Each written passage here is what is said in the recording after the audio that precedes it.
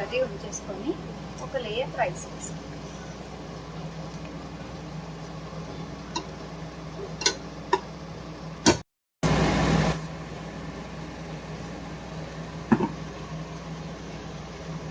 ఒక layer rice ఒక layer curry వేసుకున్నాం కదా చాని. ఇప్పుడు కొంచెం కొత్తిమీర వేస్తాను, ఫ్రైడ్ ఆనియన్స్ వేస్తాను,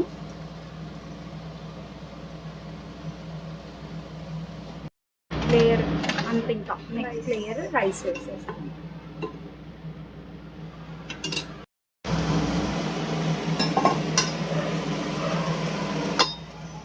ఇది డబుల్ మసాలా టైప్ అన్నమాట.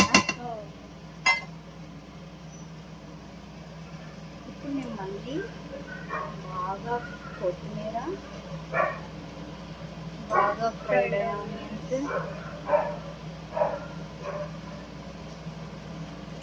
ఇదంతా వేసిన తర్వాత ఇందాక మనం మిల్క్లో రోజ్ది ఇది కలిపి పెట్టేసుకున్నాం కదా, సో దాన్ని నేను ఈ పెటల్స్ అన్నీ కొంచెం తీసేస్తాను. ఓన్లీ మిల్క్ వేయాలి.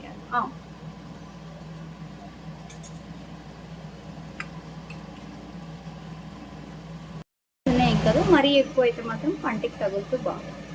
ఈ మిల్క్ అంతా ఇలా వేసేస్తాను. ఒక స్పూన్ నేను నెయ్యి కూడా వేస్తాను, చాలా కమ్మగా బాగుంటుంది.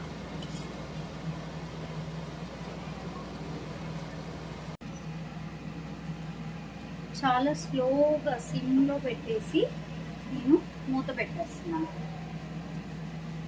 లిడ్కి మనం ఏం తిండి అది పెట్టక్కర్లేదు, ఎందుకంటే నా దగ్గర ఉన్న లిడ్ పర్ఫెక్ట్ లిడ్, ఏం బయటకు వెళ్ళదు అన్నమాట.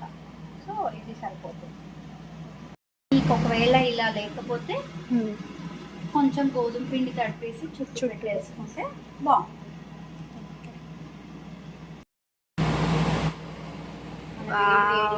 రెడీ.